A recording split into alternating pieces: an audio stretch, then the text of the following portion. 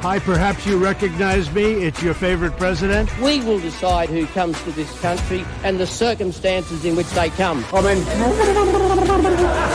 You know you want to ban our national flags, but we're going to wave you goodbye. What does confrontational mean? It means you fight for what you believe. Enough was enough! And I said, let Trumpomania run wild, brother! It is not merely our privilege to be strong, it is our duty to be strong.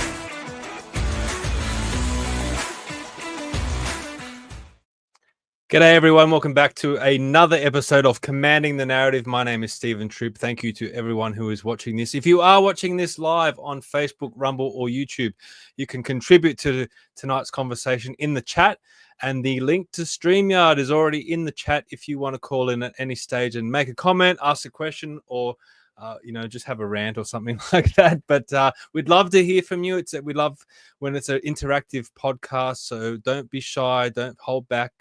We want to hear from you, whether it's in the chat or or calling in. It's like Talkback Radio, except it's like Talkback streaming. You can call in and chat to us.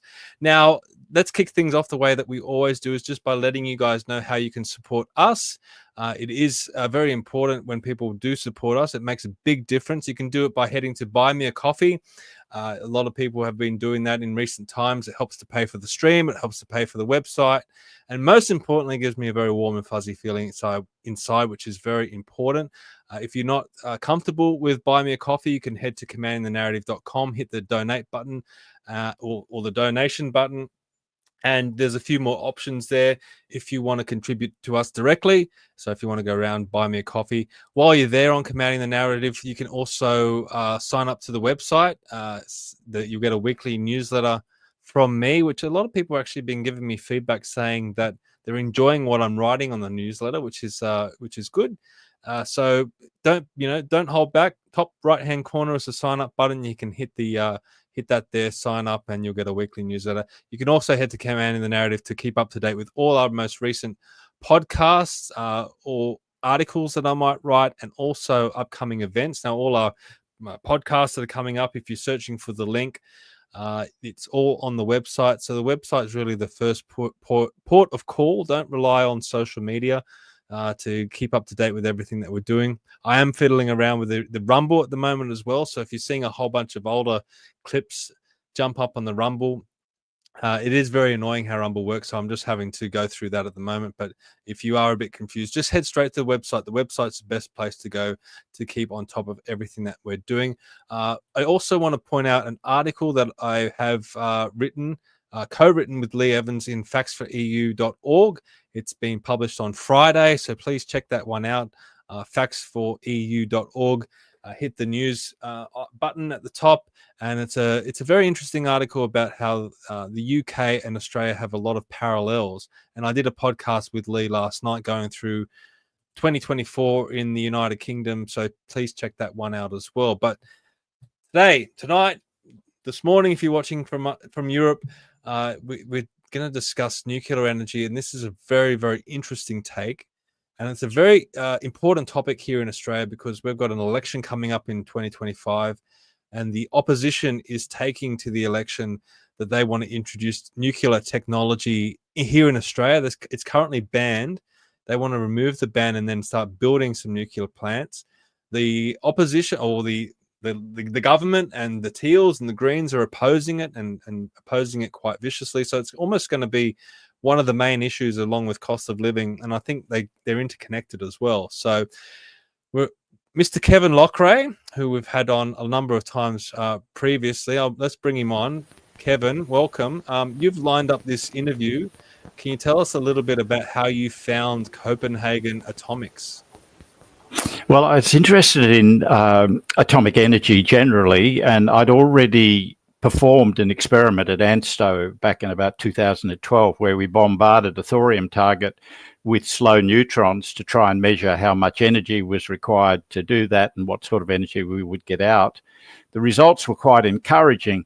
And when I was just sort of surfing the net, I saw that there was a firm that was developing molten salt thorium reactors In fact, I'll drop back a click also. I had the privilege of meeting the head of the Atomic Energy Commission of India, and we got talking about thorium, and he was saying that they were wrapping thorium blankets around conventional plutonium or uranium food in the reactors, and they were using the flux from the uranium fuel to cause the thorium to go fissile, and this interested me, and then I ran upon this thing where I saw that there's this firm called Copenhagen Atomics doing something very similar, and I thought I really must know more about this, and what a great topic it would be for us to put this out on the on your podcast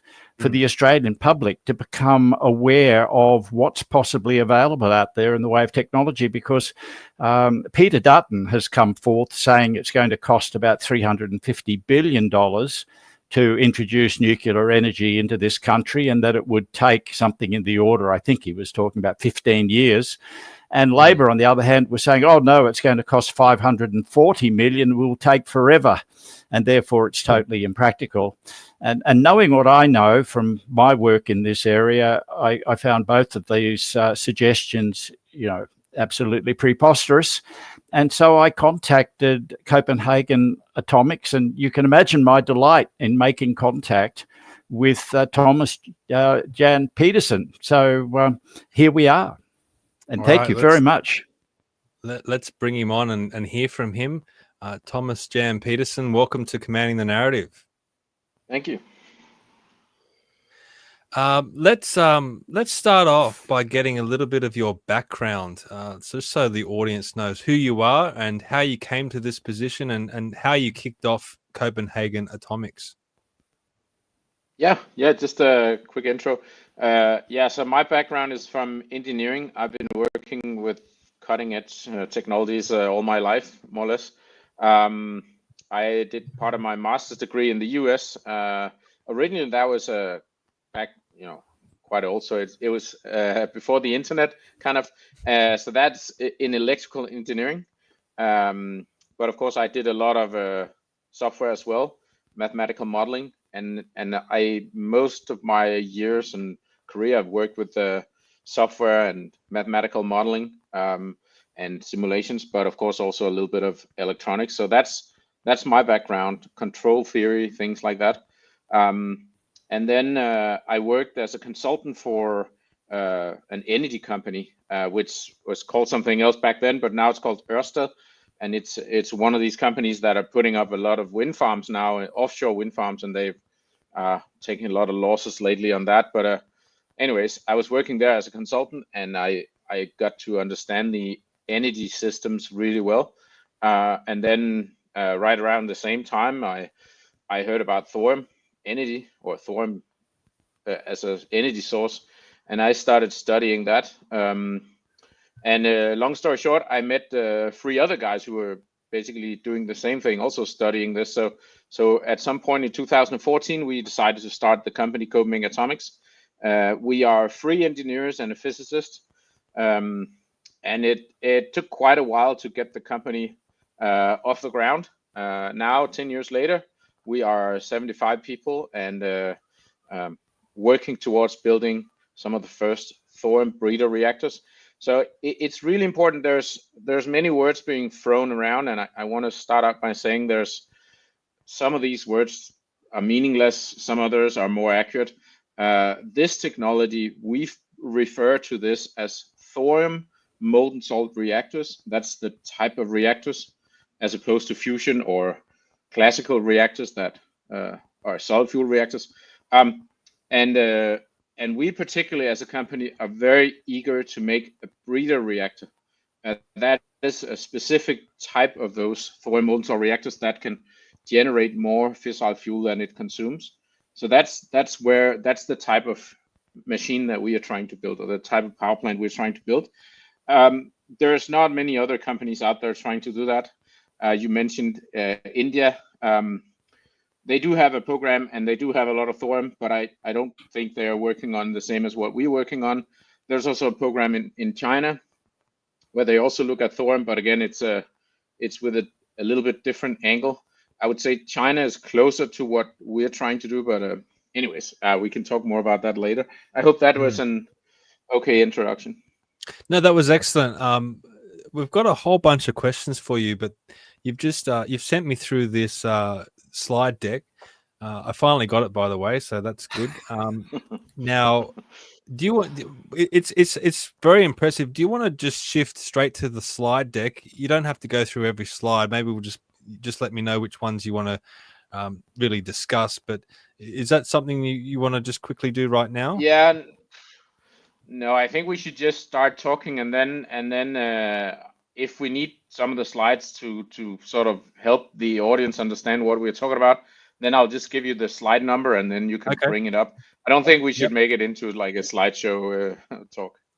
Yeah, no, but it looks like there's some interesting stuff on here. So, yeah, I think just let me know which slide you want to bring up when it comes up.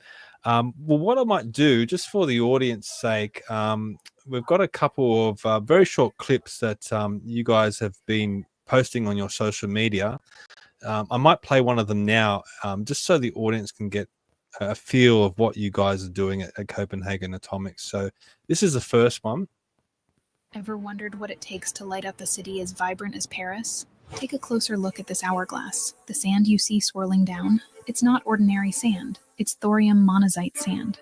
This tiny amount of thorium has the power to energize a bustling metropolis, delivering a staggering 1.5 gigawatts of power. That's the equivalent of one of the largest solar farms on the planet, but it fits in the palm of your hand. But how do we unleash this colossal power? Enter the Thorium Molten salt reactor. Copenhagen Atomics is leading the charge, having constructed the first full-scale operational prototype reactor, and by 2028, we're launching a commercial reactor. This is a journey you don't want to miss. Ever wondered what it takes to light up? Okay, so that's a brief introduction about what you guys are doing. Now, I guess my first question is, I mean, what you're saying here sounds fantastic, but it doesn't seem like governments around the world are jumping on it. Surprise, surprise. I mean, as I said in the introduction, Australia here still has a ban on nuclear energy. Why are you finding a pushback from governments? Were you surprised that they don't want to jump on board? So I'll turn the question around. I don't really understand why a lot of people think that government should somehow get involved in this. It has always been the case throughout the history of humans that it was never the kings or the governments or whoever that invented new things. Never, ever. I mean, it was always other people. Go back and look at the airplane or the car or the mobile phone or the internet or the web browser, whatever. It was never, it never came from places of power, whether it was back when we had kings or now that we have governments or whatever. So, I mean, of course, also this time around, the new technologies are never going to come from politicians or governments. So that's one thing. And then there's in the past, because nuclear energy was invented in the Manhattan Project and during the Second World War, and there was several countries developing the nuclear bomb right out after the Second World War. There was a number of countries that had huge budgets for this military purpose, and therefore nuclear energy has always, in one way or the other, been linked to the atomic bomb development, and that's just unfortunate. But that's history. I mean, we can't. There's no way to change that. And then it was so expensive to build the classical nuclear power plant. It still is. So if you look at Hinkley Point C or some of these projects, I mean, it's so expensive that very few normal companies and normal investors will take on that challenge. So therefore, these projects has normally been backed by governments. Basically, you know, they say whatever it's going to cost, we will fund the build, and therefore, I think a lot of people who don't really understand technology and how technology is developed, they right away they think, okay, all the old classical nuclear power plants were somehow sponsored or controlled in one way or the other by governments. So of course, this new technology has to be controlled by governments, and I think that's a completely false. I think this technology is completely different than the old technologies, and we don't need all this hundreds of billions or tens of billions of dollars. So I don't think this technology will be owned and controlled by governments. Of course, like any other technology, this can also be dangerous. So it has to be approved by government. So similar to cars and airplanes, you cannot just build your own airplane and be allowed to fly it. You need to comply with certain rules, and that's also the case already for nuclear power plants today. So as long as we comply with those rules and work within those rules, then I think it's perfectly fine that it's owned and operated and invented and developed by private companies and normal investors, just like any other technology.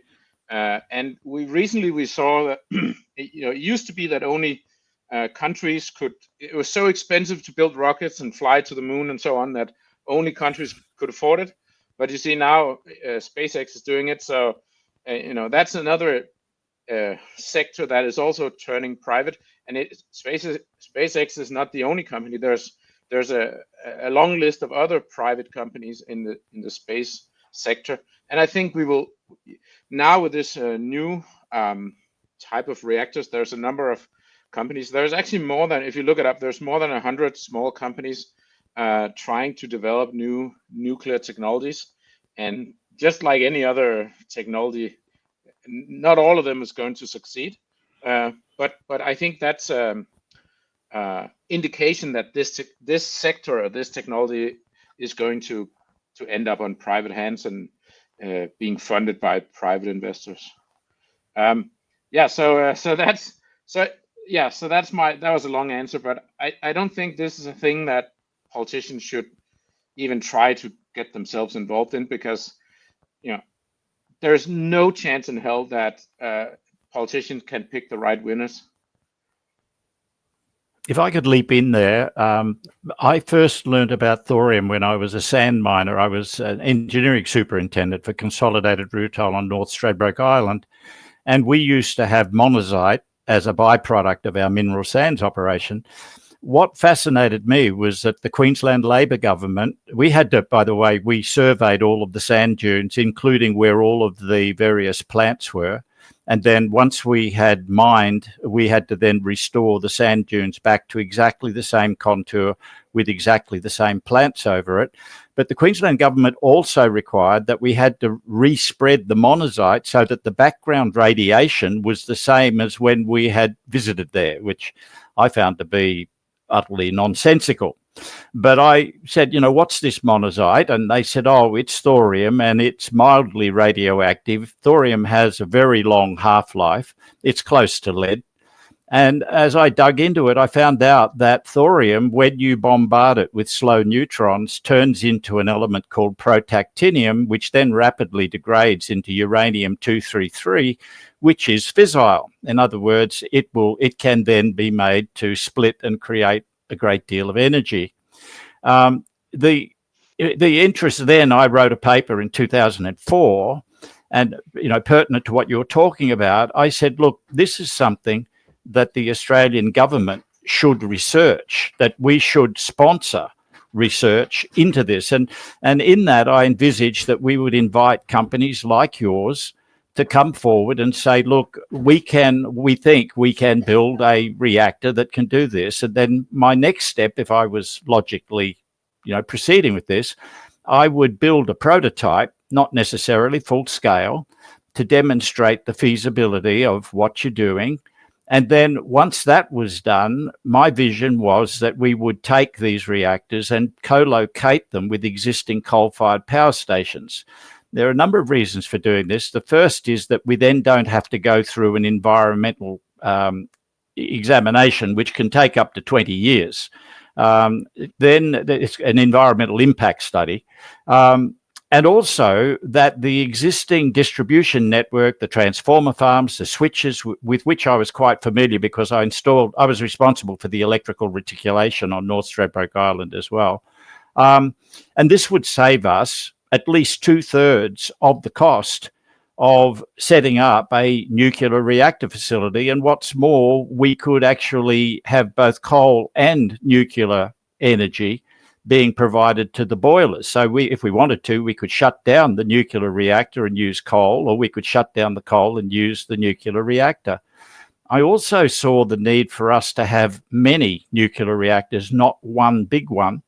My reason for that is I'm ex-military. I served 32 years in the military, and I'm very conscious about concentrating our strategic assets in capital cities or near capital cities, or putting them into one big concentrated blob.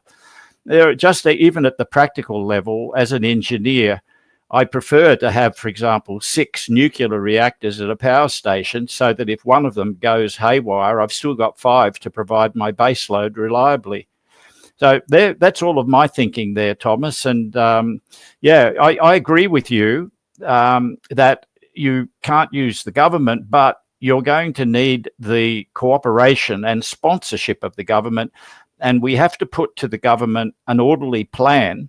Oh, look, there is some good news, by the way, and that is that thanks to ANSTO, we have all of the regulatory framework here in Australia to do exactly what you're talking about. So there is no reason why we would be delayed regulatory framework. That's hard to say. Regulatory framework wise, there should be no impediment. Our big impediment, as Stephen has already indicated, is that they've banned any form of nuclear technology for such things as power production at this moment. And that's got to change. And I believe that if the Australian people were fully informed, at least 60, maybe even 80% of the Australians would say, yeah, look, provided this is properly regulated, we would be very happy to explore the possibilities of harnessing nuclear energy. And amongst all of the nuclear energy, I came to the conclusion that thorium was the safest. It's very hard to create a nuclear weapon with uranium-233. You get, especially what you're proposing, and by the way, that came out when I was talking to the head of the Atomic Energy Commission in India. What you're proposing, I think, has a lot of merit. And even more attractive is that you can use nuclear waste for your neutron flux for the purposes of causing the thorium to go fissile. So it's a win-win-win all the way along. Over to you. Yeah, that's correct. You sort of explained a little bit of the history here in your introduction. When we humans built some of the first reactors back in the 1940s and 50s, it usually took between 1 year and 3 years to build a really big nuclear reactor. One of the very first nuclear reactors we ever built is called Hanford B. It's now a museum. You can go in and see it. It's actually, I really encourage people, if they ever go to the state of Washington in the US, to go visit the Hanford B reactor as a museum. It took 11 Which months museum, to build it. Thomas, can you tell us the museum, please? I didn't catch it. For the listeners. It's the Manhattan Project was divided in several different locations in the US. One of those locations is called Hanford. It's up in the state of Washington in the US. It's sort of out in nowhere, but it's a very This is big on the western side of the United States of America. Yeah, correct. And for our listeners, you can easily look up the Hanford B reactor museum on the web. And anyway, so it's one of the few nuclear reactors in the world that is completely open to the public. Most other nuclear reactors is difficult to get in, but this one is you can get in, and you can see how it's built. And they built that one in 11 months. It's a 2.5 gigawatt thermal power. So even by today's standards, it's a big reactor. And it worked for 25 years, and they didn't have any accidents. 11 months from they started digging in the ground till it was up and running. I think that's amazing. Back then, they were still using horse carriages to deliver some of the components. And today, we can't even do an environmental study in 20 years. That's not because of physics or math or technology. It's because of politics. It's only because of politics. It's a human game of blame and using words to fight each other.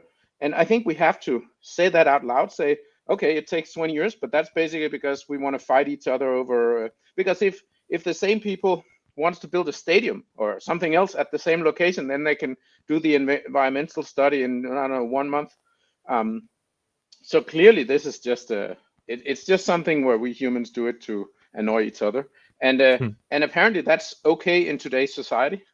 And I'm an engineer, I cannot change society. I think this is something for the politicians and the media to change, and I do see change coming now. I think, I'm not very political, but if I look at the world, the pendulum has been all the way swinging all the way over to the very woke place, and now it's swinging back, and who knows how long it takes to swing back to the middle, and probably when it's swinging, it will go all the way to the other side at some point. I don't know. Yeah. But I'm just watching the world and try to build a company and build new technology in that framework. But yeah, you also mentioned in the beginning that that some people say that it'll cost an arm and a leg, and of course, I mean, if private investors have to make a giant investment, and there's high uncertainty whether they will get those environment approvals and all this, and there's high uncertainty of how long it will take, 10 or 20 or 30 years.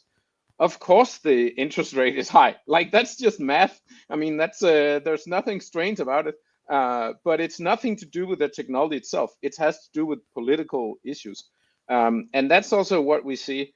I mean, if you look at nuclear power plants, actually there's a good slide about that. If you look at my slide number 2 in the slideshow, it kind of shows you that the capital cost of building a nuclear power plant and the time it takes to build.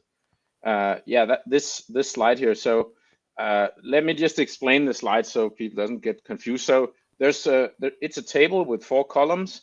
The first 2 columns talks about coal and gas, and what is the electricity price if you build coal and gas-fired power plants. I say here at the top that it's a 1 gigawatt power plant in either built in Europe or the US, but I assume it's very similar prices if it was built in Australia. And those prices are very well known because we build, more than 1 coal-fired power plant every week around the world, and gas-fired power plants, I don't have the number, but I assume that it's almost 1 every day around the world. So those markets are really well known because it's high volume, and of course the price of gas or the price of coal depends on your location and if there's a mine or a gas site nearby, or you have to transport it very far. But we try to put together some sort of average prices here in those 2 columns, and then the third column is about classical nuclear reactors. And you see that the cost of the fuel is much lower than the cost of coal and gas in comparison, the raw cost of the fuel.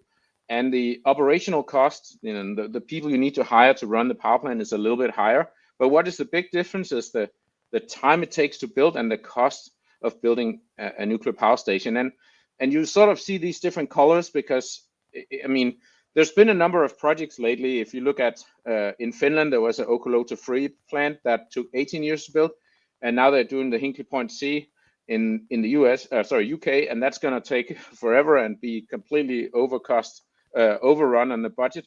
They did the one in France that just came online, which was also 3 or 4 times the original budget and took forever. And in the US, they did the Vogtle 3 and 4, which is the same story. Overrun the cost and budget and took too long. And the reason why these things take too long, it's not because the engineering has failed.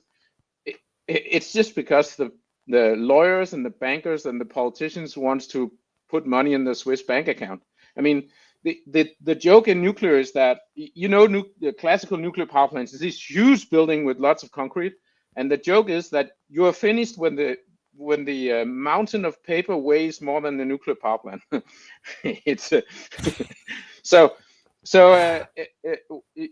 There's another funny thing. So Elon Musk has coined the term idiot index. It was there before. It's something I learned about almost 30 years ago. But he has actually called it the idiot index, and I like that name. So. And if the term in the idiot index is how much more expensive is the product compared to the raw materials to build that product. And that tells you something about the production cost. And if you look at things that are efficient, the the idiot index is sort of 1.3, 1.5, maybe 2. So the product is twice as expensive as the components or the raw materials going into it. But if you look at nuclear power today, the sort of the stuff that is being built in the West, the idiot index is above 100. So it's like, it's just crazy. And it's not the fault of the nuclear engineers. I mean, they know the science, they know the engineering. It's the project management and the way it's being set up, and just 20 years to get an environmental study, which is another heap pile of paper. I mean, if we continue that way, it's very clear it's because a large portion of the society or the politicians or whoever it is don't want to have nuclear, and they try to fight it with these bureaucratic rules.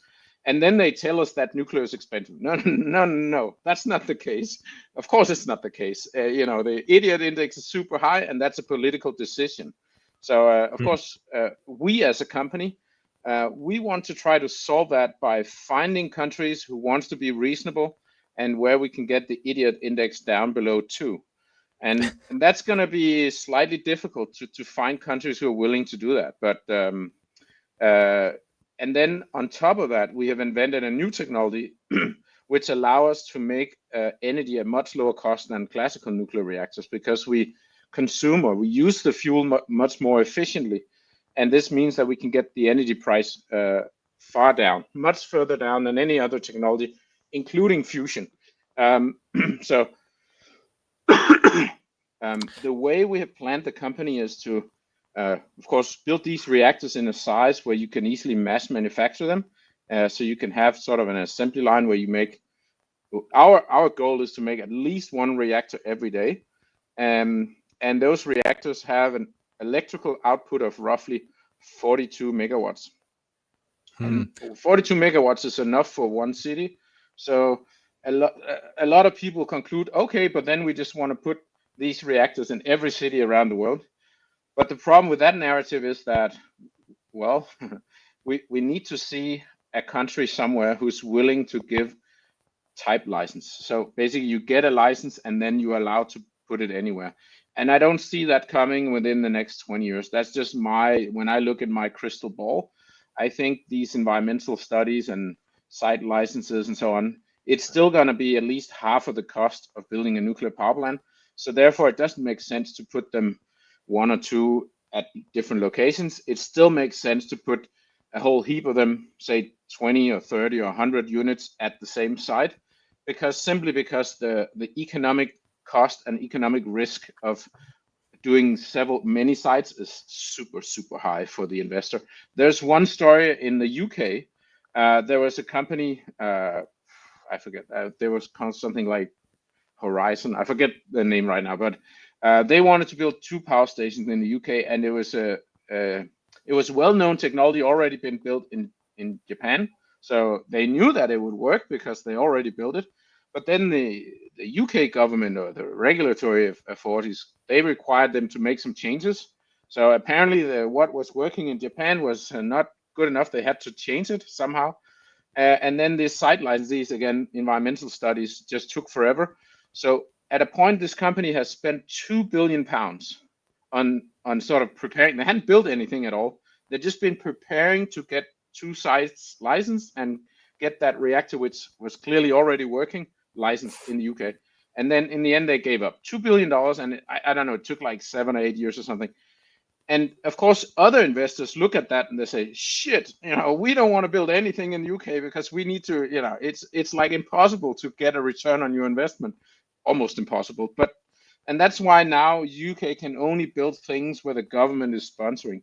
And we talk to the UK and politicians, and they don't even want to change that. They like that narrative that it should be impossible for private investors and private individuals to build anything in the UK. It should only be allowed that the politicians are in control.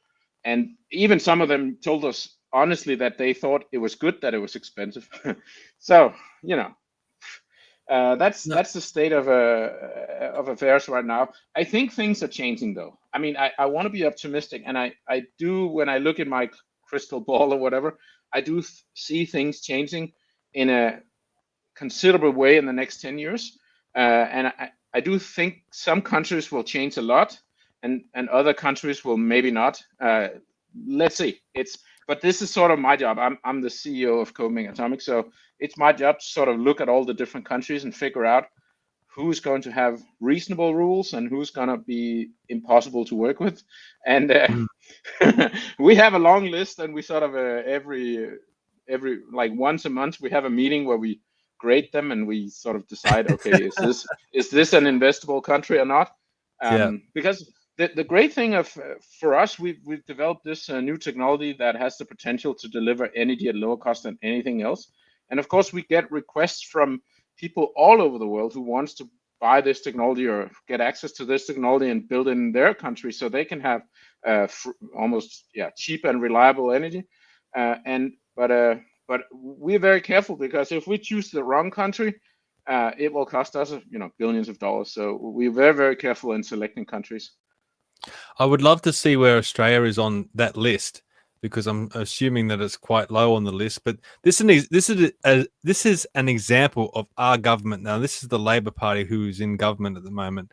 This is on their Instagram page. They've got a photo of a nuclear plant, and it says, "I am not a toy. I am not a Christmas present. I am a $600 billion commitment that will take 20 years to complete." So that is the narrative being put out there by our government.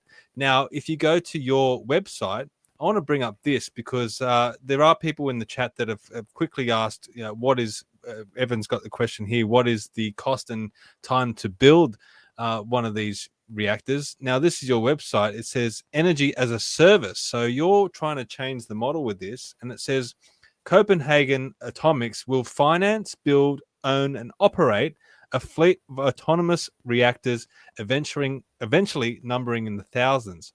So do you want to explain what your business model is? So you're basically taking government completely out of the equation. You guys finance them, you build them, and you operate them, and I guess take the profit as well. Is that right? Yes. So first of all, you cannot completely take the government out, because you need to get licenses, and they need to be able to inspect it and so on. But for me, that's completely fine. I think that's the role of the government, that they should set up a list of rules, and then they should come and inspect and make sure that you follow the rules. I think that's the role of government.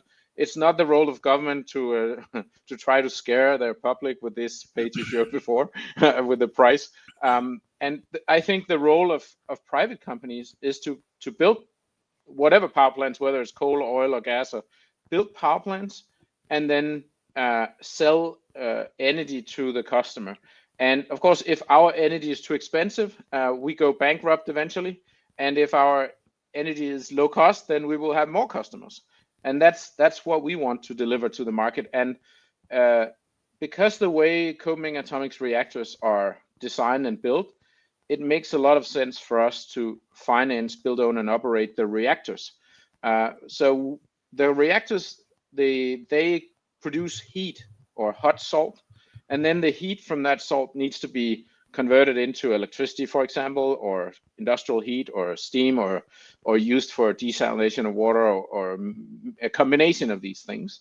And so our customer would typically be a giant aluminum plant, or a giant ammonia plant, or maybe a utility company who wants to convert the heat into electricity, and then sell that to the grid or sell it to their customers. Sometimes utility companies have even private and commercial customers that they sell to, and that's a big job to manage all like millions of customers. So we don't want to do that. We just want to make the heat at low cost and sell it. And in order for that business model to work, the one that we have, where we want to finance, build, own, and operate the power plant, we need to show to our investors that the risk is low. And that's back to the question about the country. So we need to find both a country that is reasonable in their rules, set of rules, but also where we can have a high confidence that the customer will continue to buy energy for 20, 30, 40 years. And of course,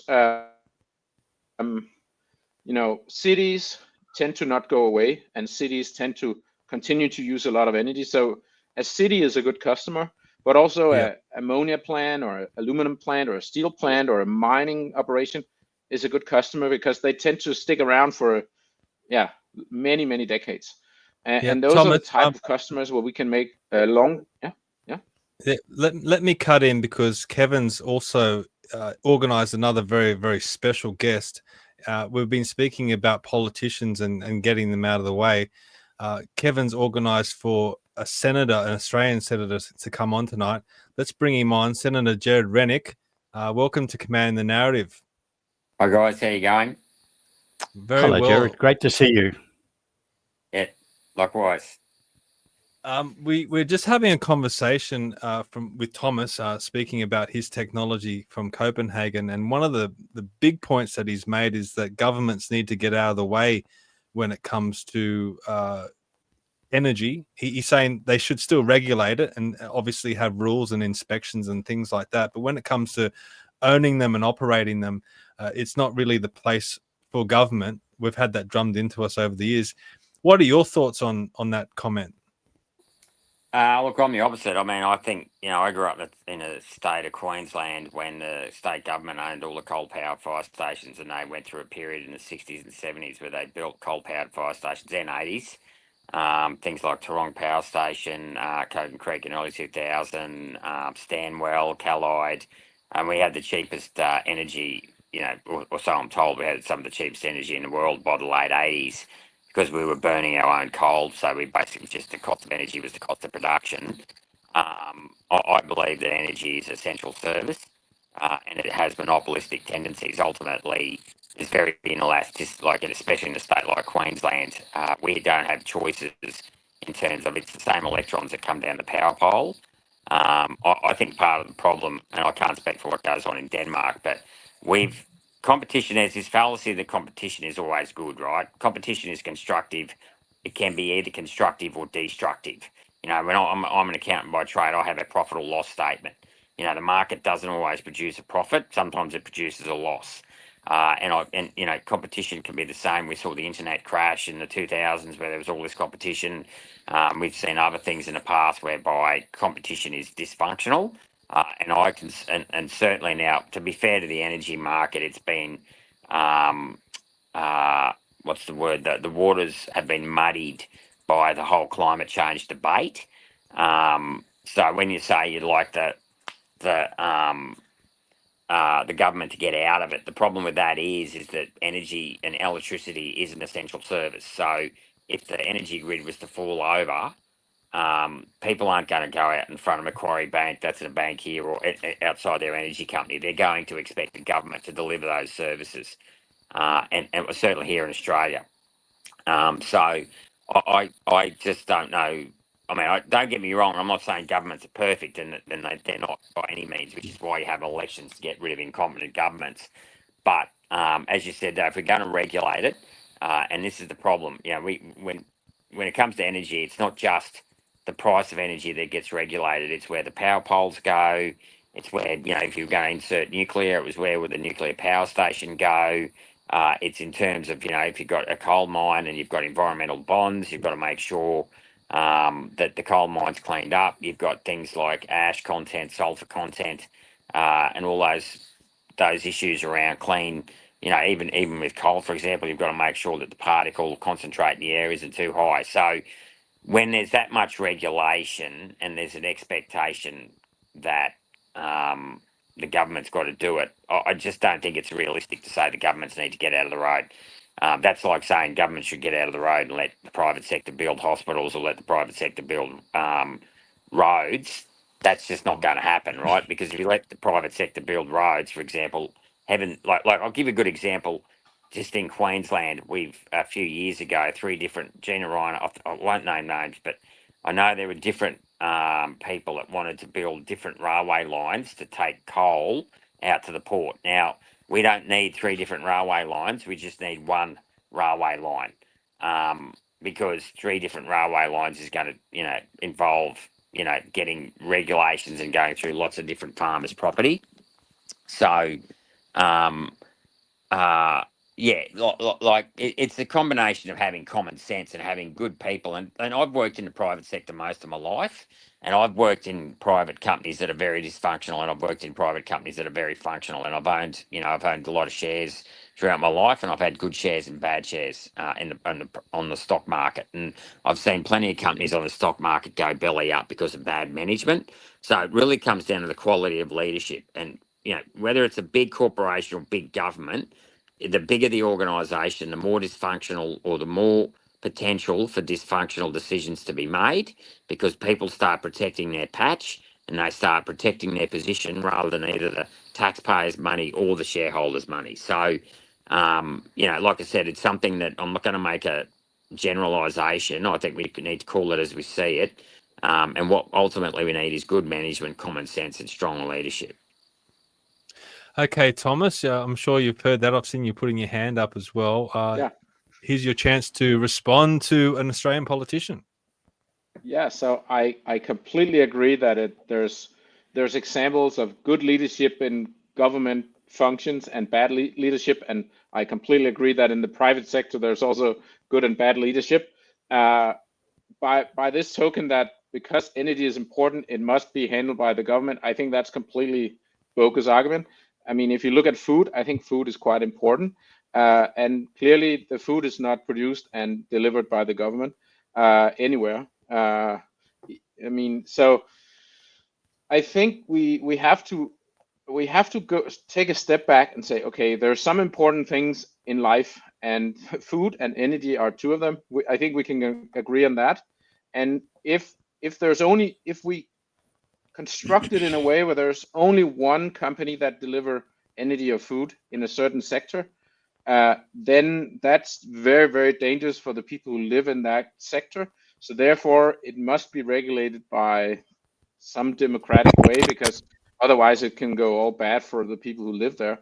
But if we can construct it in a way where there's not just one, but there can be healthy competition, then I think it's possible to have multiple suppliers. And I think that's what we see with food in most areas of the world, where most of the food production and delivery and shops that sell food and so on are running by private companies. Of course, there are still rules. I mean, you cannot put anything into the food and be allowed to sell it. So this is where I say the politicians need to set the rules, and they need to inspect that the participants in that market follow the rules. And I think for energy, that's the same. And maybe we should just not allow people to build so big energy systems so that there can only be one power plant or only one power company in Queensland. I mean, it needs to be healthy. There needs to be, I don't know, 20, 30, something like that, different suppliers in Queensland and in similar sized areas, other places in the world, in order for that market to be functional. Yeah, so I don't buy this narrative that it's important and therefore it must be controlled by politicians. Sorry, that's just my view of things. Can I just reply to that? And I'll tell you why food and energy are different. And that's because with food, you have elasticity of choice. So if I don't like my greengrocer, I can go to another greengrocer. If I don't like Coles, I can go to Woolworths. If I don't like Woolworths, I can go to Aldi. If I don't like those three, I can go to the local Sunday markets. I can go down to the Rocklea markets, or I could just start growing my own food. So this is the problem. But whereas it comes to energy, I can't build my own power station, and I don't get a choice as to I can maybe, we have a choice here in Australia, up here in Queensland, and it's the same in most other states, of one or two other providers, but they are all buying their energy, the retailers, from the same wholesalers. So I disagree. This is the thing with competition. You've got to have a good market. You'll never get a perfect market. You've got to have elasticity of choice. You don't get that with energy, and same for hospitals and schools. You know, if I get bitten by a big black snake out in the outback, I can't pick up the phone and start ringing around looking. I'm not going to ring around and look for the cheapest hospital across Australia. I want to get to the nearest hospital, right? So I don't have elasticity of choice. You then have also agency costs. So if I go to a greengrocer and he starts selling me bad apples, I won't go back to that greengrocer, right? So I get like, and this is why I disagree with Adam Smith and his invisible hand. It's not the invisible hand, it's the visible face. So, but if I get dodgy energy or expensive energy, I don't know who's actually running that company. So you've got to have elasticity of choice. You've got to have what I call no or less novation. So with food, you know, I mean, I know Coles and Woolworths are big, but you can build up a relationship with your local greengrocer or down the person at the Sunday market. And the other thing is you actually need downside. You don't want agency costs. So that greengrocer is risking his own capital when he sells his food, whereas a big energy provider will be staffed by highly paid executives who will get paid regardless of whether or not they deliver energy.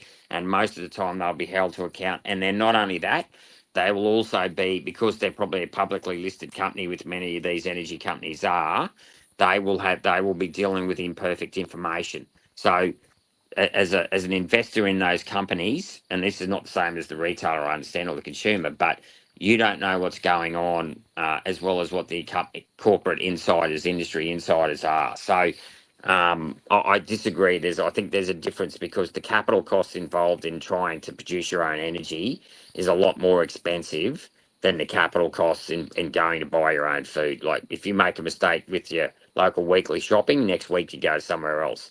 But if you say, for example, even if you say buy your own $30,000-$40,000 energy system of solar grids and batteries, if you get that wrong, you're risking $30,000 or $40,000 even if you wanted to go off grid. I might just jump in there because here in New South Wales, a lot of our energy was sold off and it's in the hands of Origin and other private companies now. And we're getting this rollout of renewables across New South Wales. This is an example of Wellington in New South Wales. This is part of the documentary that was just put out by Advanced Australia called Dollars and Destruction. You can see how vast the solar panels are across Wellington, which could potentially be agricultural land.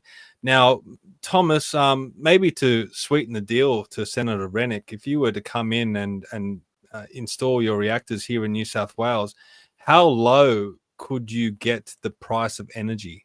And I'm assuming that the government and all these other, coal plants and renewable installations would be competing with you as well. So there would be a choice of energy. But just specifically for you, how low could you get the price of energy? Yeah, so we have been looking at that very carefully for a number of years now, and debated it with many people in different countries. And we have chosen a strategy where we want to get the energy price as low as possible. So that means we want to go to countries where that's possible. We also, so like I said before the senator came on, we have a rank of different countries of how likely it is to install in those countries. And the price range is sort of, if you want to do it in an expensive country, I mentioned UK before, but that's not the only one. But so the price of electricity easily go above $100 per megawatt hour in some of the most expensive countries because of regulations and rules and delays and so on. And then it goes all the way down to $20 per megawatt hour in some of the best countries. The most nuclear companies in the world, they want to sell their nuclear power plant. They want to find a utility company, maybe privately owned or maybe government owned, but they want to sell their energy, the nuclear power station, to that utility company, and then they want that utility company to run the reactor. So they don't care too much about the electricity price in the end. If they can just convince that utility to buy that nuclear reactor and pay back that price over some years, that's great for them. But like I said, we have a different business model because we want to finance, build, own, and operate the reactors. And this means that we care a whole lot about the cash flow down the years of like many decades into the future. Because essentially that cash flow, the risk of that cash flow is basically our interest rate for financing the whole thing up front. And therefore we don't like politicians because they tend to be unreliable. 1 year they say one thing and then they change to another government and then they say something else 5 years later. So we prefer customers that are that have a similar capital structure as us, that have invested a lot of money into a plant, and then they also need a cash flow to pay back that plant. So for example, one of the things we're looking at right now is ammonia plants. So ammonia is mainly for fertilizers. So basically, when you go down to your local shop and want to buy food, half of the energy content in that food comes from fertilizer. And fertilizer today is predominantly made from natural gas. So basically, when you go to your local food store, half of the energy that you're going to put into your mouth is from natural gas. And there's not enough natural gas to maybe continue to do this. And also, we want to make the fertilizer green. Maybe you've seen in Europe, there's been a whole lot of demonstration by farmers because they were demanded to change to use green fertilizer and so on, or not use fertilizer at all, which is like crazy. But so we would like to make fertilizer, for example. That's just one example. And those people who want to run a fertilizer plant, when they build that plant, the fertilizer plant is actually more expensive than a nuclear power station of our type. So they care even more about the, can we run this plant for 20, 30, 40 years? And how's the world market for fertilizer going to look like? And if we can then provide power to a fertilizer plant, then they have a similar capital structure as what we have. And then the whole thing makes a lot of sense, and we can work and get a very low capital cost. And then we have another sort of add-on, because of course politicians have been involved for quite some time, and they have built a lot of wind and solar. And as you know, I don't know enough about the Australian grid, but if you look at grids in other countries, there's a few days of the year where the electricity cost is super high because wind and solar is not generating anything. And so if you build a fertilizer plant and you take 95% of the energy and make fertilizer, and then you are willing to shut down your fertilizer plant, and then 5% of the hours of the year, you sell the electricity to the grid. Only those hours when the price is super high. Of course, the grid operator likes that. He likes to have a backup where he can suddenly, when the wind and solar is not there, he can suddenly get a lot of additional power from some other source. So he's willing to pay a whole lot for that. I talked about energy prices before in the range between $20 and $100 per megawatt hour. But in some grids, you can get up to $500 per megawatt, in those moments when there's not enough electricity in the grid. So of course, that's a big part of financing your ammonia plant or your energy for the ammonia plant, is that you can sell electricity when there's a very high price in the grid. And then 95% of the hours of the year, you just make ammonia, and usually you export that. I mean, in Australia, there's a lot of farming, so maybe that you could sell all of it inside Australia. But in general, ammonia is a commodity. You can sell it anywhere in the world. If you can get it on a boat, it's easy and cheap to ship it somewhere else. Now I talked about ammonia, but it could also be aluminum plants. It's a similar thing. But maybe even in the future, steel plants. Do you mind if I just jump in quickly and just more to Senator Rennick's point? Let's say you come into Australia, you finance, you build, you operate these plants on your own, and say they work great for 5-10 years, and the state that you're in, or even the whole country, become reliant on your power to a certain degree. We're not going to put 100% reliance on you, but say it's 20, 30, 40%. In 20 years' time, for whatever reason, suddenly it's not profitable anymore, or something happens where you can't operate and you need to close down your business. What does Australia do then if it's not operating your plants, and you just say, look, we're out of business, we're going to pack up and leave? What happens then? So first of all, I encourage all politicians around the world to create markets where there's not a monopoly or even duopoly. I mean, it's not great to have a market where there's only one or two suppliers. And here, for example, in Scandinavia, where I live, we have something called the North Pool, which is basically a place where everybody who wants to sell power across 5 countries, they sell the power once a day into an exchange, like a stock exchange. And then all the utilities who wants to buy power, they bid for that. And because, like I said, there's enough suppliers here, more than 50 different suppliers, that system works. But if we only had 2 suppliers, I'm sure it would not work. And in Australia, I hear that there's only a few banks, for example, and I also hear that that's a problem. And if you had 50 banks, I'm sure that would not be a problem. I mean, it's because the somehow the regulation has gone wrong, and you've ended up with a few suppliers. And then some people draw the conclusion that because we've ended up with too few suppliers, we have to make the government responsible. That's of course one way to go, and if Australia wants to do that, that's okay. I'm not against Steve, that. I've sent you a graph. Would you be able to display it up? This is relevant to the discussion we're having now, because the points that are being raised here are really very interesting. There are different approaches that one could take, and Thomas has actually touched upon one, and that is where he has a dedicated power supply for a particular industrial complex, such as, for example, an aluminium smelter. If you could just bring up that graph that I've sent you, and we can talk to that for a moment, because it is relevant to this. While that graph is coming up, I want to say that please look at the world. I mean, electricity for consumers at home that are turning on and off their like their light and their whatever radio and so on is very, very small amount of electricity. I mean, the industrial consumers are the majority of electricity, and so the market for these consumers are really very small, and that also plays into it. And if we look at all energy in the entire world, electricity for houses or private homes are again a very small amount. I mean, we use most of the energy for mining, chemistry companies, producing steel and aluminum, all these different raw materials, and transportation. So, I mean, we should also recognize that 80-90% of the global market is not private homes. Kevin, you want to talk about this this graph? Yeah, if you could bring it up. I don't know whether the viewers are seeing it. Yeah, look, baseload power can't easily shut down or ramp up. It wants to run on a flat line. That's that black line that you see there.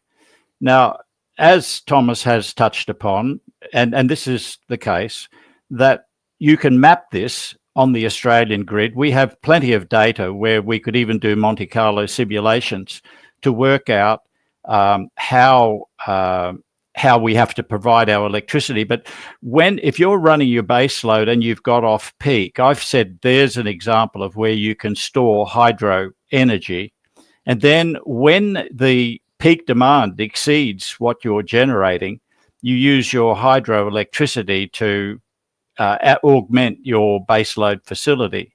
And if the hydro isn't enough, then you bring in gas, and gas is much more expensive than is coal, as in our present situation. And this is what the Snowy Mountain scheme was designed to do. Now, actually, the idea that Thomas is coming up with is an interesting one, because what he's possibly suggesting, and please jump in, Thomas, if I'm getting this wrong, but he could set up a complete power generation facility for a particular industry and do a contractual deal with them. That organization would not then go out onto the grid unless it's an emergency. Instead, they would be using Thomas's generation facility, and because they're going to be running their business 24/7, their demand is continuous. When I was on North Stradbroke Island, we were continuously drawing 4 megawatts 24 hours a day, 7 days a week. So if we had... Sorry, Kevin, just to cut in, we're already seeing that in the world.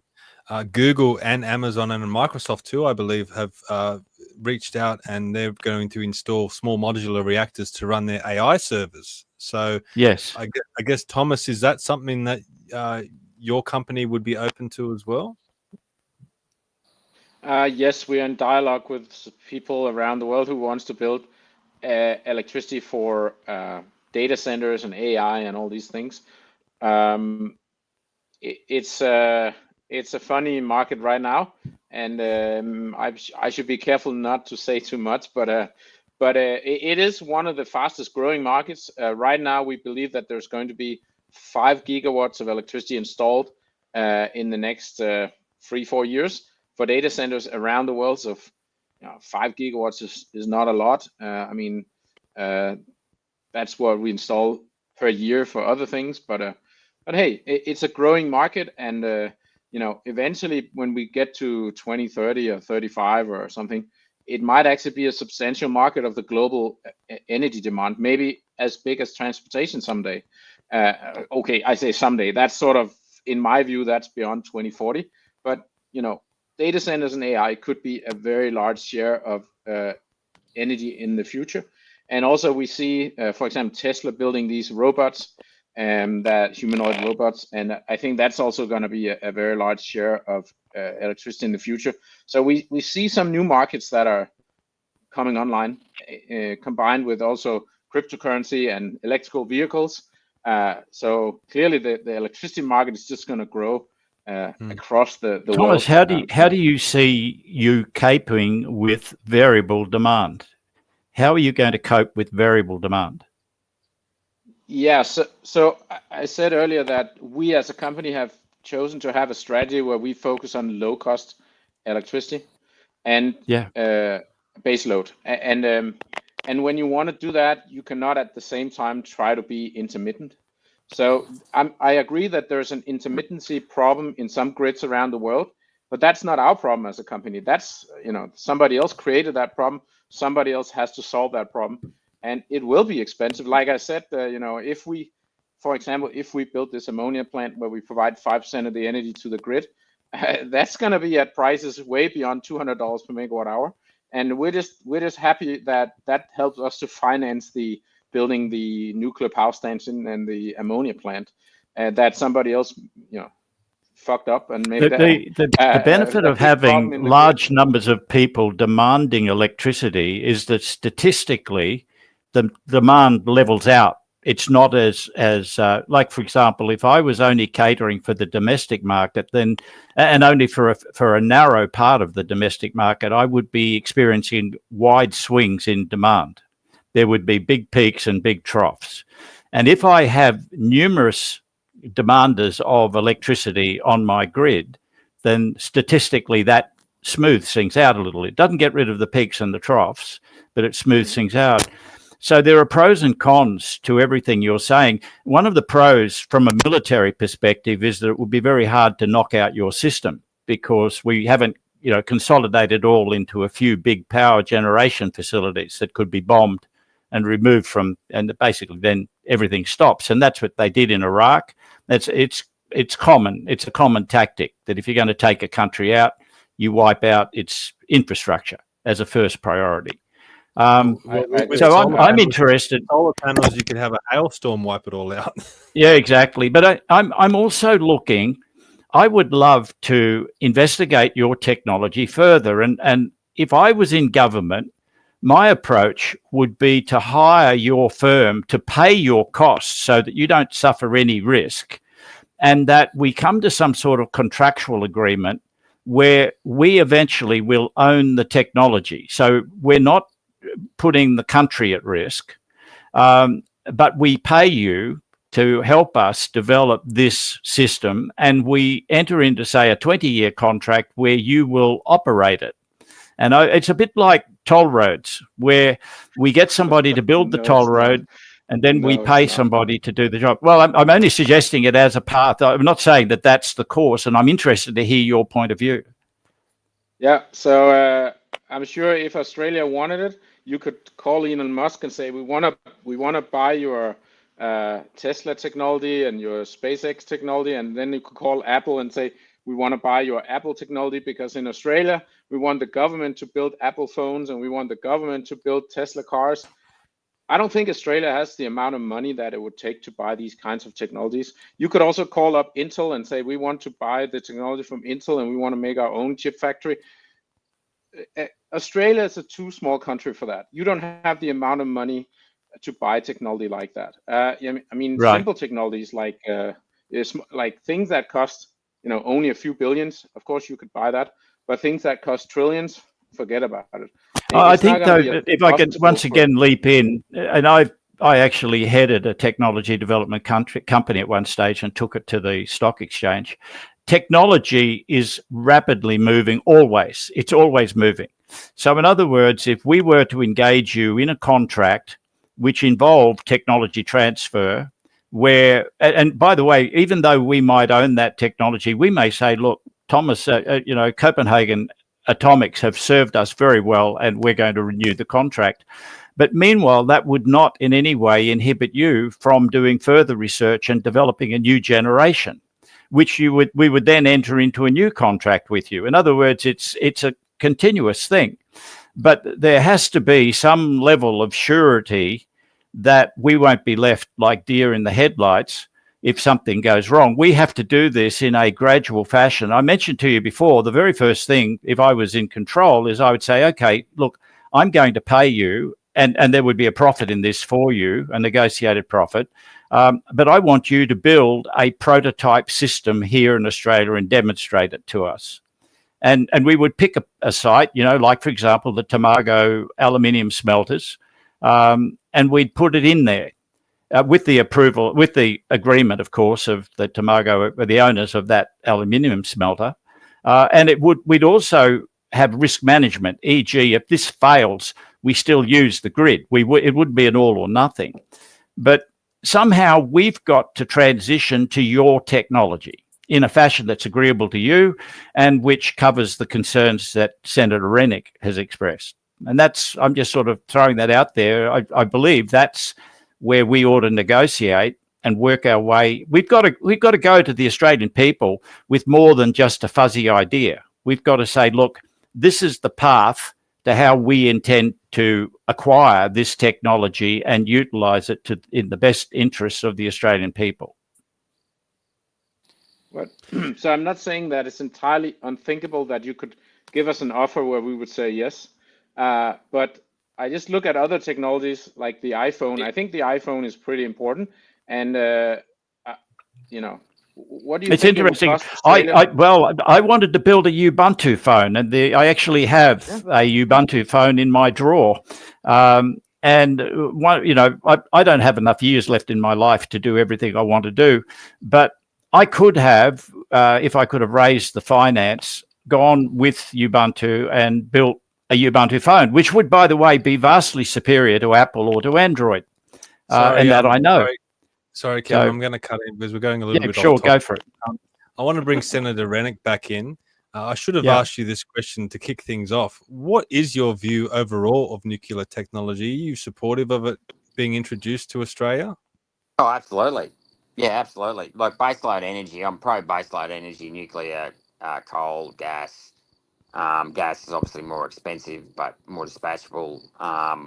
But just, Thomas, one thing, so, I mean, my problems with renewables is that you become hostage. This is probably, to be fair, on my view of privatisation of energy, to be fair to Thomas, has been biased by the private renewable energy providers who only provide the energy when it's there and when they can produce it. And this leads to my next question.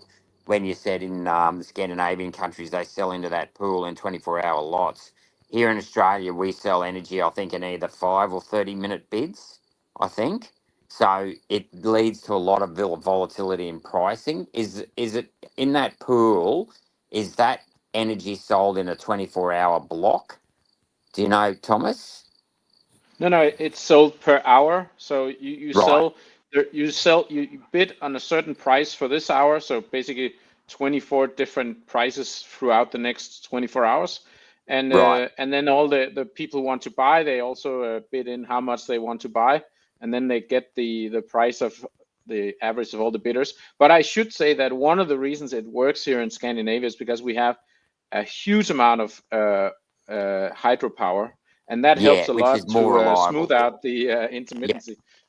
Yeah. And we also have nuclear power in Sweden, quite a lot of nuclear power. So hydropower and nuclear power is basically what stabilizes the grid.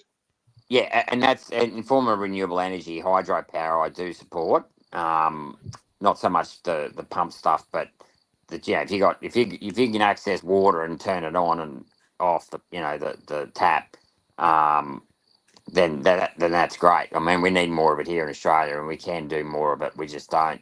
But I guess one of my problems, and certainly a policy I'm suggesting, is that the energy is sold in 24-hour blocks. And what that would do to the wholesalers is it would mean that they can't just deliver, like it's not enough just to have renewable energy and provide it for the 6 hours of the day the sun's shining or the wind's blowing. There's an underlying, if they have to sell it in a 24-hour block, they've also got to be able to provide energy when the sun sets at night, so that therefore, I don't care what sort of baseload energy, but the onus risk then goes on to the provider. Because what happens here in Australia is, and I mean, don't get me wrong, the government hasn't made this any easier, but is that, the baseload energy providers have to pick up the slack when, the sun isn't shining or the wind isn't blowing. And that's the problem, is that renewable energy providers over here don't have to guarantee reliable energy throughout a 24-hour period.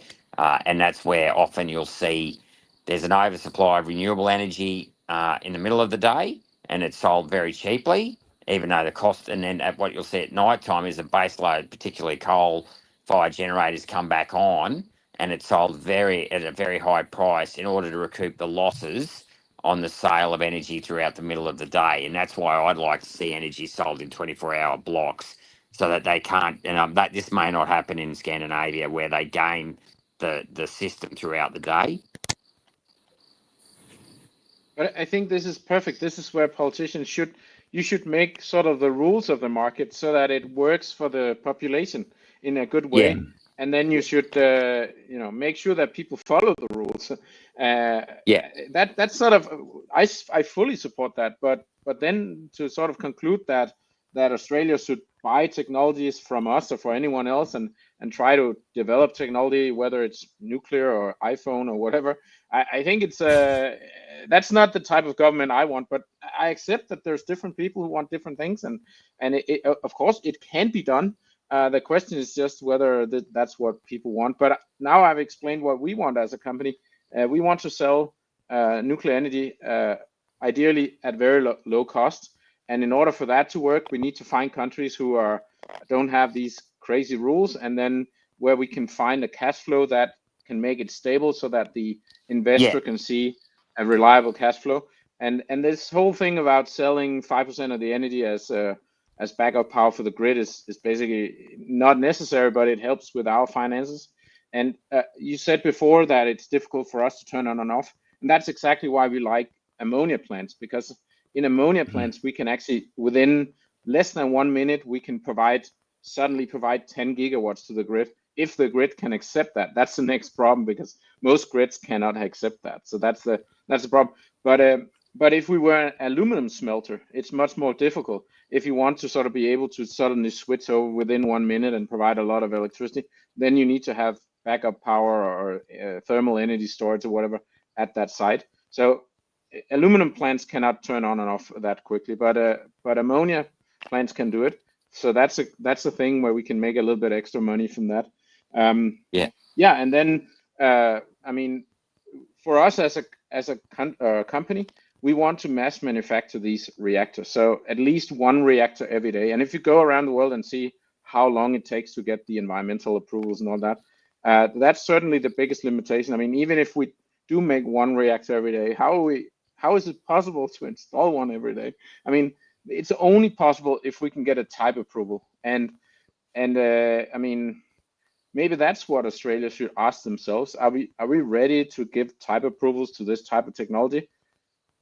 I mean, rather than trying to buy Thomas, what you'd be up against in Australia is you'd be told to turn your nuclear plant off in the middle of the day, and then you'd be only able to run it at night time, and then you'd be blamed, and then they'd go, so you'd be turning your plant on and off every day, and that's the problem. Like, if you could run nuclear full bore 24 hours a day, that would be much more to your advantage than being told you got to turn it off 8 hours a day, because it's not considered renewable energy. And that's what baseload providers are up against here in Australia. But hey, guys, I've got to run. My battery's just about to run out, and I've got to put the kids to bed. But thanks for having me on. Oh, thank you, Gerard. Thank you for joining us. Thank you very much, guys, and good luck with it, Thomas. Thank you. Regards to Scandinavia. Okay. Bye. Thank you. See you later. That was interesting. I want to shift to thorium, because this is a big part of your fuel supply. We always hear about uranium, This is one of your slides here. It says a single ball of thorium metal can supply you with all the energy you need for your entire life. And I watched one of your other videos, and that includes, everything. Not just you switching the light on and off. It's everything that is involved in your life, whether you have an electric car or whatever it might be. We had one of these made up a long time ago. This is supposedly the amount of uranium it would take in a life size, the size of a Coke can. So the energy density is very, very small. Why did you choose thorium over uranium? Because of price. We can get the price much further down. As we look at the world and what is possible with physics, it's not easily possible to get the price of uranium-based nuclear far down.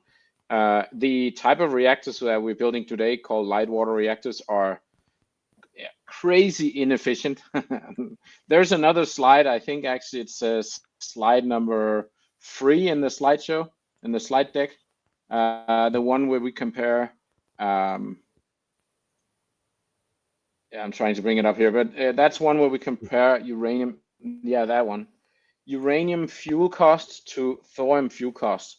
And I have to stress here that this thorium fuel cost is only if you run it in our reactors, because the amount of energy you get out per kilogram has to be really high. You mentioned, for example, India, who wants to put it in a blanket. We know that they cannot get this high efficiency, so maybe they could only get half or a third of the amount of power per kilogram of thorium that we can get. Oh yeah, definitely. It was used as an adjunct. It was basically used as an adjunct. There are some other things, Stephen, that the listeners would be interested about thorium as well. The method of refining thorium is much closer to metallurgical smelting than is uranium. To make uranium, you have to use basically hydrofluoric acid or related substances. It's extremely toxic to the environment compared to making a ball of thorium. We also have 3 times more thorium in this country than we have uranium. That's the reserves. No, it's not true. It's not true. You have 1,000 times more thorium. Oh, it's even better. Thank you very much. No, I was just going off what I knew back in whenever it was, 1990 odd. Yeah. So in other words, it's even better than what I've said. So you have to recognize that, first of all, we also need to fluorinate. So we also have to use fluorine chemistry to make nuclear fuel for our type of reactors. Yeah, that's one of the slides. There's another one with a pie diagram about who around the world has a large amount of thorium. So all nuclear reactors that are running in the world today, and most of those who are being proposed by other companies, they run on uranium-235, which is a tiny sliver of the uranium you dig out of the ground. That's why you need to do enrichment, which people don't like because it can also be used for military purposes. And so this uranium-235, there's 1,000 times more thorium than there is uranium-235 in the world, not only in Australia but in the whole world. And that's why thorium will never be expensive, because there's so much of it. There's already a large number of mines in Australia mining monazite that you mentioned, and in monazite the thorium content is typically something like 5%. So there's a huge amount of thorium already coming out of the ground. I haven't done the numbers, but I think it's almost enough that Australia, with their current mining, could power the entire world's electricity grid from thorium in our type of reactors. So it's mind-boggling, and we're already doing this mining, but of course we still need to do the refining, and of course Australia have to accept that they would export thorium in that case. Another country, you know that most of the monazite that Australia is currently taking out of the ground is sent to China, and China has been doing rare earth extraction for many years. So the thorium now ends up in China, and China has a huge pile of thorium just sitting around. So they also have enough thorium for powering the entire world for many, many years to come. But it's just, we will never run out of it. It's very common. The price right now of thorium that we are buying, so Copenhagen Atomics is already the biggest customer for thorium in the world, and we're buying that at $50 per kilogram. So it's not very expensive. But of course we need a lot of it. So back to the uranium reactors. The problem with the uranium reactors is that they cannot use all the fuel. I mean, you dig fuel out of the ground, and then you have to use a very expensive process to fluorinate it and enrich it. And then after it's been enriched, it has to be made into these pellets and then fuel rods. All of that is expensive. And if you look at the first slide we looked at, you can see that the fuel cost for traditional nuclear power plants is a lot higher than the fuel cost of our type of power plants, in the order of almost 1,000 times. This one. So if you see there, for a sort of traditional nuclear power plant, the fuel cost per year is $100 million, and the fuel cost for our nuclear reactor could come as low as $50,000. So like really, really low cost in the sort of when we get to full rollout of this technology. But even in the beginning, when it's a little bit more expensive, it's still hundreds of times cheaper than traditional nuclear power plants. And that's basically what allows us to install these reactors and get to very low prices. And so you suggested before that you wanted to buy this technology, and it's actually not the first country. There has been, I have to admit, there has already been one person from Australia visiting us here who wanted to buy the technology. There's also been leaders from other countries who wanted to buy it, and they even thought they could talk to the Danish government and say to the Danish government, we want to buy that technology, as if the Danish government could sort of just sell it from us or whatever. So of course we look at the whole world and we see, okay, if you can provide electricity at lower cost than anyone else, and there's a huge demand of electricity, maybe the total electricity demand in the world will triple in the next 20, 30 years. That is a giant market, and if you provide that electricity to type of customers where it doesn't matter where they are positioned. So for aluminum smelter, or especially for an ammonia plant, you can put that anywhere in the world, like in a tiny island state somewhere. Why would you put it where it's expensive? Put it where it's cheap, because ammonia is being sold onto the global market anyways, and the total global market for ammonia is expected to triple until 2050. So that would require 600 gigawatts of electricity just for ammonia alone. Not, then on top of that, there's all these other data centers and robots and things we talked about before. And again, data centers, they don't care where they're located. I mean, they could be in an island state somewhere or a small country or whatever. AI training, and even the Tesla robots. I mean, if you want to build a Tesla factory with 1 million Tesla robots, it doesn't really matter where you put it. And that's sort of one of the things that people that are thinking the old traditional way with nuclear power plants, they don't get that. In the future, we're going to put these data centers and these ammonia plants and these nuclear power plants in the place where it's least expensive. And why try to put it in Australia if it's more expensive? Why not just put twice as much in this island state somewhere? So some little bit tiny island state could have a bigger export than all of Australia, within a few years, because we can build stuff there quickly. So they could export data services from data centers. They could export ammonia. They could export aluminum, and then suddenly some small country could have a much bigger export than a big country. And this is where the whole thing about tariffs come into play, of course. So if suddenly the politicians get angry and they put tariffs on this, we have to think about how quickly can we move somewhere else.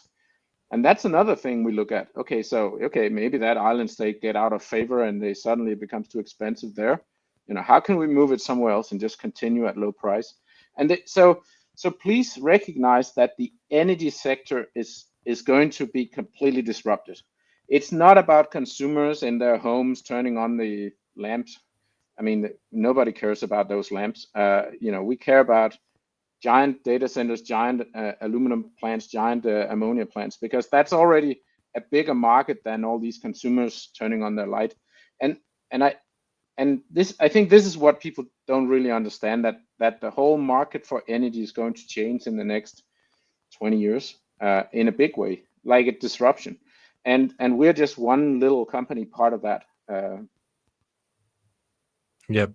I want to touch on safety. Now, this is one of your slides where it talks about how safe nuclear energy is compared to coal, oil, natural gas, wind, and solar. But before we get your comments on this, I want to bring back our government back into the conversation, the Australian Labor Party, because this is a post they put out on social media just in the last few days, talking about how dangerous or health risks that are associated with nuclear energy. So I might play this and then get your comments. Definite increases in cancer, strokes, and heart attacks with nuclear power. With renewable energy, we have much safer alternatives, and from a health perspective, nuclear makes no sense. I'm Dr. Margaret Beavis. I'm representing the Medical Association for Prevention of War. It's very clear from the research, looking at over 300,000 workers, that there are significantly increased rates of cancer, heart attacks, and strokes amongst the workforce in the nuclear industries. This research has looked at over 300,000 workers over 30 years, and it's very clear that working with radiation has no safe lower limit. The more radiation you are exposed to, the greater your risk of cancer, heart attack, strokes. With cancers caused by radiation, they're not like asbestos where you get a typical cancer. They blend in with the other cancers that happen. However, we know childhood leukemia, which is much easier to link to radiation, is definitely increased. It's more than doubled for families living within 5 kilometres of a nuclear power plant. And there's good evidence to show that that increased risk spreads out to, there is increased risk for at least 50 kilometres from a nuclear power plant. Authorised by Pete Erickson, ALP, Canberra. So you're dealing with this technology every day, Thomas. Are you concerned about the safety? Yeah, I'm very concerned about safety of humans, whether it's our food or our medicine or or our energy. I think some of the things you said is completely bullshit, and you should go back and check those things. But I'm with you 100%, Thomas. I mean, I'm absolutely with you 100%. Yeah, it's just misinformation. I mean, it's not. Anyways, but let's talk about that. You showed that chart before, where it shows how many people die per megawatt hour or gigawatt hour of. That was actually per terawatt hour of electricity. That chart you showed, and we showed that coal is more dangerous. And this is across the world. I mean, of course, some coal-fired power plants have filters, and some coal-fired power plants in some countries are safer than this average. And that also means that some coal-fired power plants mainly in Asian countries, I mean, India, one example, are more dangerous than what we see here on this chart. And yeah, okay. And nuclear power plants, the number down there includes the accidents at Fukushima and Chernobyl. And if you actually deconstruct the numbers a little bit, you will learn that nobody dies from cancer near a nuclear power plant. I mean, when I say nobody, statistically, it's very, very, very small numbers. The majority of people who die in the nuclear industry is from mining. And that's where it gets a little bit unfortunate for Australia, because you don't have nuclear power plants, but you actually do have uranium mining. But it's actually not, the people who die in Australia is not in the majority in the uranium mines. It's in all the other mines, because if you mine for iron ore or copper or whatever, you also get thorium and uranium out of the ground, and that's counted as there's a risk of cancer. So true, that's true. But if you work in any other if you work in a big city, maybe there's a risk of getting pollutants from the cars, and if you work in other places, there's different dangers. But so it's actually really unfortunate for the Australian discussion that the majority of health effects of the nuclear industry globally is taken by the countries who do a lot of mining. And Australia don't only do uranium mining, you also do a lot of other mining where you get thorium and uranium out of the ground in other mines. So proportionately, Australia take a big hit from nuclear power, even though you don't get the benefits. And on top of that, when you have coal-fired power stations, you also have uranium and thorium in the coal when you burn it, and small amounts of that do escape out of the stack. So even if you have coal-fired power plants, you also get a little bit of radiation to the neighbors, and we have to look at all those numbers. And as I said, if you have really good filters on your coal-fired power stations, then you can reduce the risk of from what was shown on that chart. But even when you have like excellent filters, it's not anywhere near the safety limits or the safety of nuclear power stations.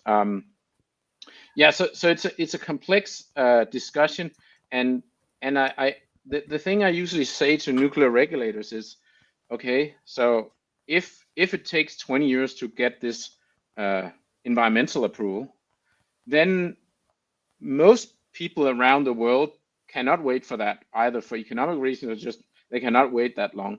So they will end up building coal-fired power stations. That's what we see. If we look at the statistics, I mean, we build one coal-fired station every week around the world. And so those coal-fired stations are going to kill more people than was ever killed in the nuclear industry, just in the time it takes for you to make this environmental approval. So by making that take 10 or 20 years, you already killed more people than the entire nuclear industry is ever going to kill. So those people who try to make it safe, they actually the ones that by their action of slowing it down, they end up in a situation where we build more coal-fired power stations and thereby killing more people. So it's like there's no logic in this industry. It's all fun and games. And I mean, yeah, it's difficult for us as a company to operate in that environment. And that's also why I said all the way up front in this interview that, of course, there's some countries who are more likely to allow us to build this. And I don't know where Australia is on the list, but I'm listening all the time, and I'm actually planning a trip next year, 2025, to Australia. So I hope to learn some more. And yeah, I don't know. Let's see. I hope we can have a discussion maybe in 1 year from now or 2 years from now, and then we can see how the game has changed. It's hard to predict. Look, we probably should finish up. Kevin, do you have a final comment or question? I just, while this discussion was going on, I actually looked up the life expectancy here in Australia. Before COVID, I might add, the life expectancy's taken a plunge. But the average life expectancy for males here is 82 years, and for females, it's 84 years. And I looked up Denmark, and it's 79.6 years for males and 83.4 years for females.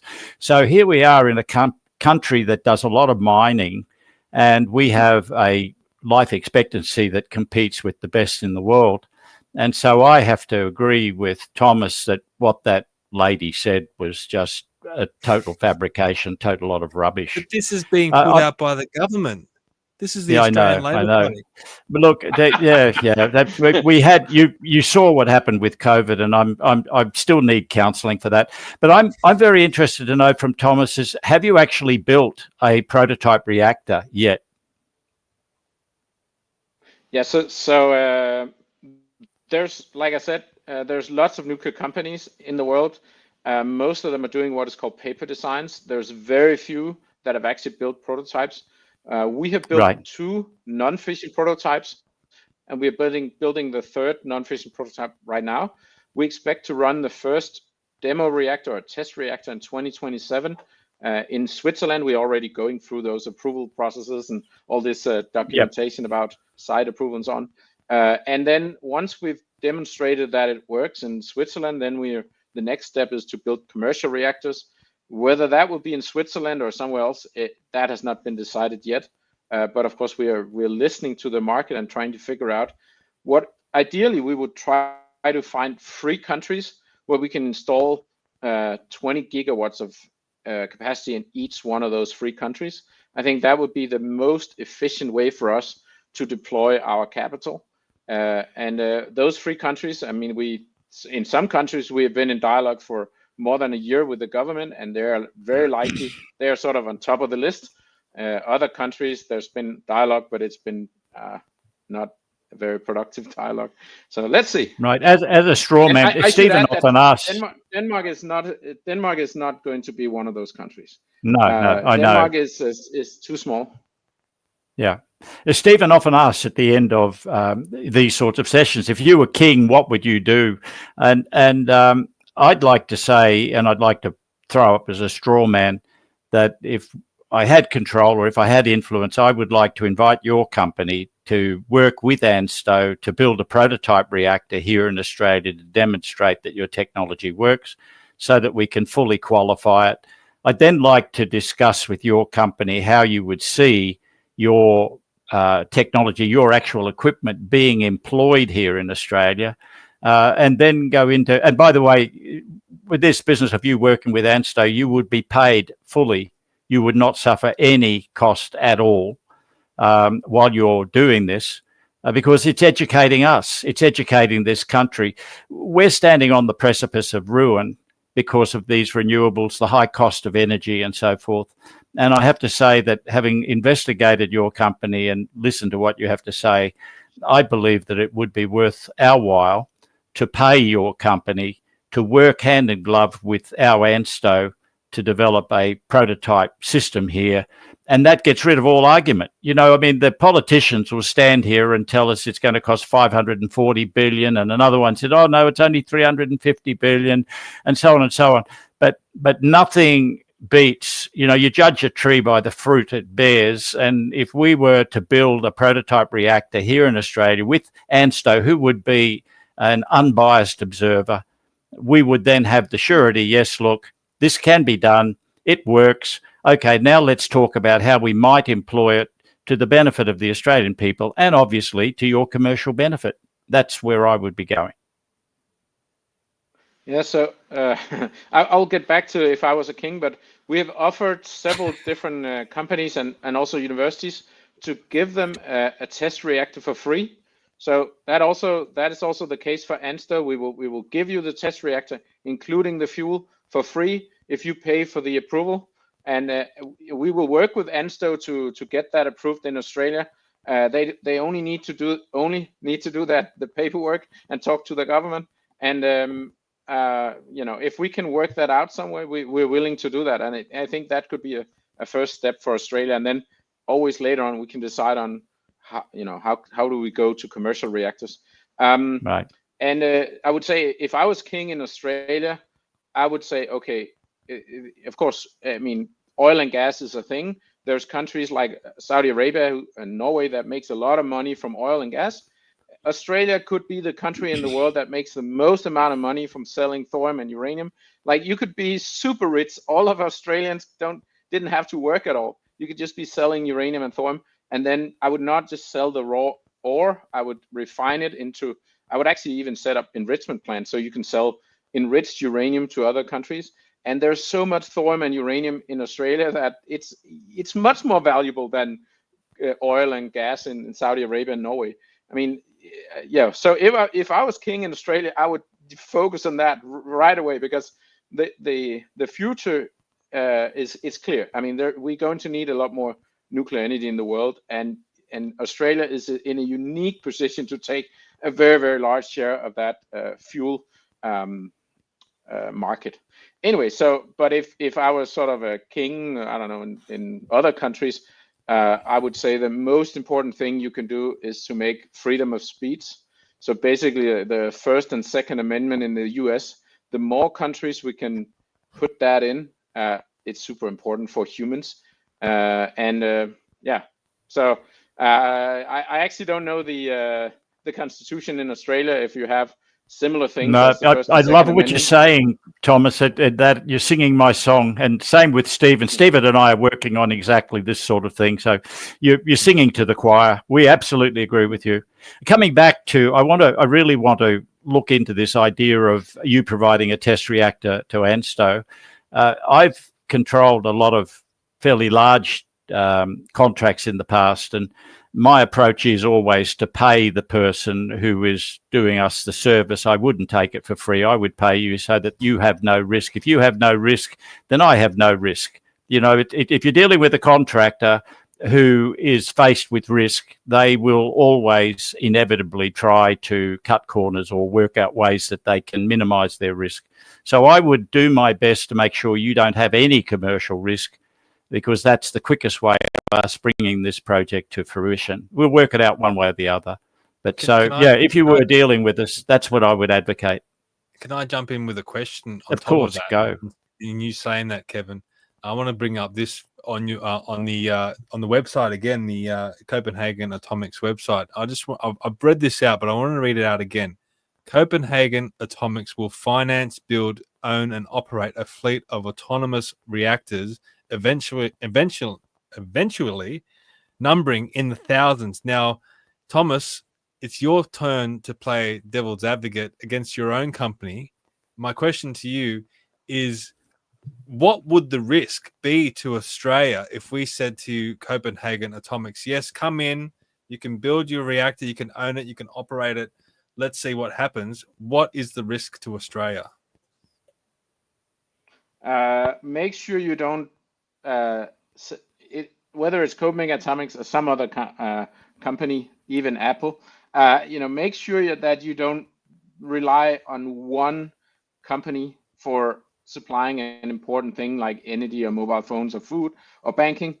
Make sure that you have plenty of suppliers, so that if one goes rogue, I mean, eventually, this company, I'm going to die. Eventually, there's going to be some other CEO, and you can bribe people, right? So you should not trust one single company with something as important as energy. And therefore, if we supply energy for a mining company or an ammonia company, that company also wants to make sure that they have some things that they can, that we cannot suddenly turn rogue on them and put them into bankruptcy. And actually, one of the things we're doing is that we're setting up the payment system on a blockchain, so that this has not been, we're not at commercial reactors yet, so I'm not 100% sure how this is going to work. But one of the ideas that we're working with is that if you as a company pay the agreed amount on the blockchain, then that blockchain will generate a certificate, and that will allow to run the reactor. So we as a company cannot even shut it down. I mean, as long as you pay to the blockchain would generate a certificate, and you can continue to run the reactor. And that's another important thing, where it's going to be autonomous, so that, basically we cannot sit here in Copenhagen and shut down your ammonia plant or whatever it is. Okay. Look, mate, it's been fascinating listening to you. I think you're definitely on a winner. Unfortunately, as you saw from Gerard Rennick, he's one of our better politicians, by the way. So it's going to take a lot of convincing for these people to bring them around. But as you said, you can feel that the pendulum is swinging, and it might take 20 years or so before this happens. But I think it is in the future of humanity, and we're seeing that with Google and Amazon and other companies that are going down this path. So hopefully governments will catch on eventually. And I think you've proved to be very intelligent and very thoughtful, also very well researched in your answers. So we really appreciate you coming on and giving us a little bit of insight into what your company is hoping to achieve. So thank you very much. Thank you. Yes, thank you very much. Thomas, it's been fantastic. I'm very grateful. Thank you. And for the listeners that are interested, you can head to the Copenhagen Atomics website. It's a very, very polished website, I must say. A lot of information on there. So it's just copenhagenatomics.com, and you'll get to keep up, read all about it, more than what we've talked about tonight. We could probably talk to Thomas for a week about his technology, and there's also a YouTube channel as well with a lot of videos and lectures and things like that. So I encourage everyone to do that. But for now, thank you everyone for watching. Share it out. I say it every single time. I think this is important, especially with the election coming up. Share this information out to people who might be interested, and we'll see you all next time. See you later.